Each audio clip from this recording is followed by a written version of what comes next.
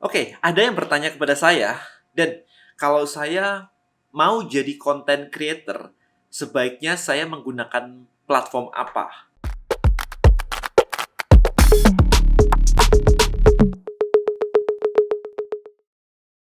Oke, ini pertanyaan yang cukup menarik karena nggak ada benar salah, ada banyak perspektif sebenarnya. Jadi di sini saya pengen share kepada Anda 3 perspektif menurut saya ada kayak begini. Jadi nanti Anda tinggal pilih yang mana yang sesuai dengan Anda.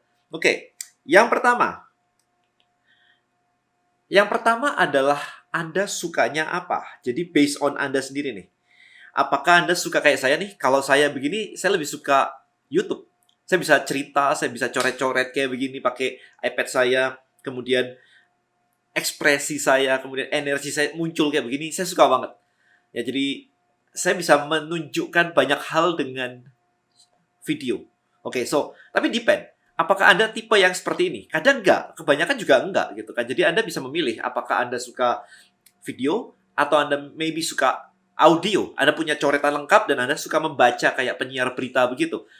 Kalau misalkan seperti itu, maka pilihan Anda of course podcast sebagai platform. Anda bisa menggunakan tools seperti Anchor.fm. Jadi ada tools namanya Anchor.fm di mana di sini Anda posting podcast Anda dan dia akan menyebarkan podcast Anda ke belasan platform podcast, Apple Music, Google Music, Spotify, dan yang lain-lain. Saya nggak hafal, banyak banget soalnya. Ya, jadi dia akan menyebarkan itu semua. Tiba-tiba Anda punya satu kali proses, Anda ada di semua tempat. Nah, kemudian kalau misalkan Anda lebih suka menulis misalnya, menulis Anda bisa pakai blog. Zaman dulu ada WordPress. Kayaknya sekarang agak jarang ya. Kemudian ada yang baru medium.com misalnya. Ini juga social blogging platform ya, medium.com. Kemudian Anda bisa pakai sebenarnya ada sebuah teknik yaitu menggunakan Instagram dengan strategi mini blog. Jadi mini blog itu adalah Anda menggunakan postingan yang simple banget ya. Jadi gambar atau fotonya itu sederhana, simple, tapi reflected, relevan ke audience. Nah, habis itu Anda menulis di situ, story-nya di situ. Jadi copywriting-nya atau blognya di situ. Kelemahannya sih satu sebenarnya kalau menggunakan Instagram kayak gini, karena tidak terarsip dengan baik. Anda tidak bisa mencari postingan saya dulu yang mana ya, karena akan tertimbun dengan postingan Anda yang segitu banyaknya di Instagram. Karena orang posting Instagram kan random banget ya, hari ini blog, hari ini apa, kecuali memang Anda mendedikasikan sebuah akun Instagram hanya untuk melakukan mini blog. Tapi kalau saya personally kan random banget ya, jadi buat saya Instagram adalah channel komunikasi. Sometimes ada mini blog, sometimes saya cuma posting ini, sometimes saya cuma minta pendapat. It's depend. Tapi Instagram bisa menjadi salah satu platform kalau Anda memang mau menggunakan namanya mini blog tadi. Ya, so itu. Nah, perspektif yang kedua sekarang adalah market. Marketnya di mana? Apakah marketnya menggunakan TikTok atau marketnya menggunakan Instagram? Kalau marketnya nggak ada di TikTok dan Anda suka bikin TikTok, nggak nyambung. Ini perspektif yang kedua. Ya, market Anda maybe orang dewasa, profesional, dan sebagainya. TikTok maybe yes, TikTok maybe ada. Tapi orang lihat TikTok bukan untuk mencari konten yang berat. Orang mencari konten yang simple, ringan, santai. Easy to consume. Ya, jadi untuk melihat itu menyenangkan gitu ya. Jadi kalau Anda memberikan video, let's say video tutorial lengkap gitu, maybe YouTube akan lebih cocok daripada pakai TikTok. Karena TikTok ya Anda nggak bisa bikin tutorial cara copywriting dan sebagainya panjang lebar begitu. Singkat-singkat is fine di TikTok, tapi kalau misalkan Anda mau lengkap detail panjang, maka YouTube akan lebih tepat. Misalnya kayak begitu. Jadi balik lagi sekarang, market Anda ada di mana sehingga Anda mengejar market Anda. Ini adalah perspektif yang kedua. Nah, perspektif yang ketiga adalah yang namanya social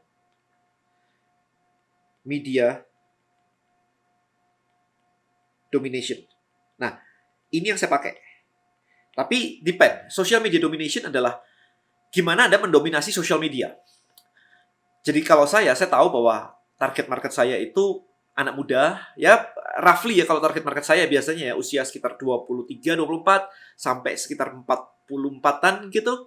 Cutting kalau di atas itu biasanya sudah nggak terlalu ke digital lagi. Kalau di bawah itu juga belum ada duitnya untuk bisnis, misalnya ya rata-rata aja. Meskipun of course ada lah ya beberapa. Tapi dengan market seperti itu buat saya ada di mana-mana. Di TikTok ada, di Instagram ada, di YouTube ada, di Twitter ada, di Facebook ada, di mana-mana. Ada di LinkedIn ada, semuanya ada. Di podcast ada. Jadi buat saya market saya cukup wide. Nah, kalau misalkan seperti itu, maka yang saya lakukan adalah saya melakukan namanya social media domination. Nah, strateginya seperti apa? Yang pengen saya bagi di sini. Strateginya adalah biar nggak burnout ya, karena social media akan banyak banget. Kalau Anda harus bikin YouTube, habis itu harus rekaman podcast, habis itu bikin Instagram quote, carousel, stories, reels, and then ada TikTok, ada YouTube Shorts, ada podcast lagi. Crazy, nggak bakal bisa. Anda nggak akan bisa bekerja dengan optimal kalau misalkan seperti itu. Kalau Anda harus melakukan semuanya satu kayak begitu. Apalagi nggak ada tim.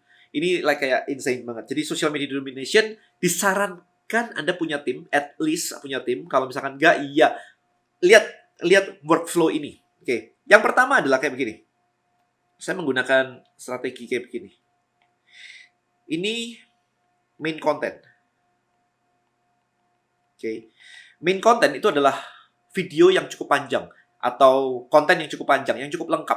Ini biasanya kalau di saya nih, ini YouTube ini adalah my main content. Jadi yang saya lakukan ketika Anda lihat Instagram semuanya punya saya, konten utama saya ada di YouTube. Terarsip dengan baik, SEO-nya juga oke. Jadi buat saya menyenangkan sekali. Ini buat saya, ini bisa YouTube. Jadi main platform saya adalah YouTube. Oke. Anda mau pakai podcast, is okay, tapi buat saya lebih suka ke YouTube karena lengkap ya. Audio, video, lengkap semuanya, ada semuanya. Jadi mau menggambar, saya visual banget, saya mau mencoret-coret semuanya, jadi ada di sini. Nah, setelah Anda menentukan main content Anda, ini terserah ya, mau berapa menit. Biasanya sih ya cukup lengkap. Kemudian strategi kedua adalah repurpose konten. Jadi yang dari main content ini dibagi menjadi kecil-kecil. Jadi mini konten di sini. Jadi mini konten. Nah, mini konten itu apa saja? Nah, tadi mulai dari quotes, carousel, postingan singkat, maybe Instagram Reels, kemudian TikTok, kemudian YouTube Shorts, apapun itu bentuknya ini di sini. Jadi ini dipotong jadi kecil-kecil gitu. Dari yang pilar utama tadi ya, dari main content tadi dipotong kecil-kecil. Tim saya akan mencari dari video saya, ada nggak kata-kata saya yang bisa dipotong 1 menit, sehingga bisa dijadikan sebuah konten baru dengan format yang berbeda. Maybe Anda bisa bikin infografik, apapun itu bentuknya. Jadi dibuat kecil-kecil. Ini adalah kerjaan tim, karena dia harus memetakan satu-satu pelan-pelan dari video yang udah ada di breakdown kecil-kecil seperti itu. Nah, ketiga adalah distribution. Nah, di sini udah deh, ini dimasukin ke semua sosmed. Oke, dimasukin aja ke semua sosmed yang ada, mau dari Facebook, Instagram, TikTok semuanya dihajar begitu. Anda akan menemukan nanti bahwa kayak TikTok lebih suka model kayak begini, Instagram lebih suka kayak begini, Facebook lebih suka yang copywriting-nya agak panjang misalkan. So, itu Anda akan ketemu nantinya. Nah, step berikutnya setelah proses ini selesai, maka adalah analisa feedback. Jadi dari konten yang sudah Anda sebar segitu banyaknya, Anda akan mulai melihat pola di situ. Oh, kalau yang tadi saya bilang ya, platform ini lebih suka konten tipe ini. Nah, itu nanti akan ketemu. Atau jenis apa, misalkan interview. Interview lebih suka di mana nih? Di YouTube misalkan. Kalau TikTok interview kayaknya nggak cukup ya. Jadi, itu Anda akan ketemu. Yang kedua adalah, Anda mulai melihat orang komen tentang apa, topik apa, titik mana, atau konten pendek mana yang orang itu suka. Nah, begitu Anda menemukan itu, di sini Anda menemukan yang pertama tadi analisa jenis konten. Yang kedua adalah feedback market. Feedback market ya. Nah, ketika Anda sudah menemukan feedback market di sini, maka tugas Anda adalah menjadikan ini balik lagi ke sini.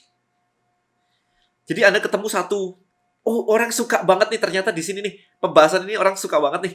Oke, langsung Anda jadikan ini sebuah konten baru.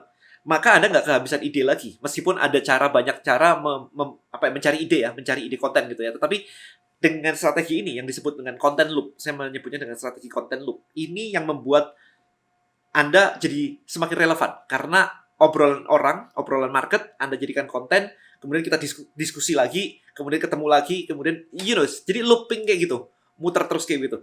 Saya sedang menulis sebuah buku yang namanya judulnya adalah Content Creator Black Book. Ya, jadi ini adalah salah satu materi yang ada di dalam buku tersebut, Content Creator Black Book. Ada banyak strategi LVR, ada strategi content loop, ada strategi macam-macam kayak begini, social media domination, di mana strategi social media domination ini sudah saya ajarkan dulu di Diam Elite lama banget ya, sejak 2015 saya ngajarin ini.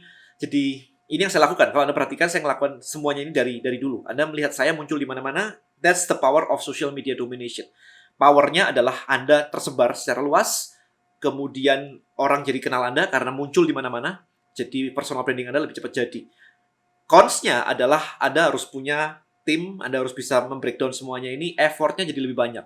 So, balik lagi sekarang, it's okay, up to you, Anda mau pakai yang mana. Saran saya selalu ngikutin marketnya mau di mana. But anyway, hopefully video ini memberikan wawasan buat Anda. Social media itu bukan cuma sekedar upload konten sekali, selesai. That's it.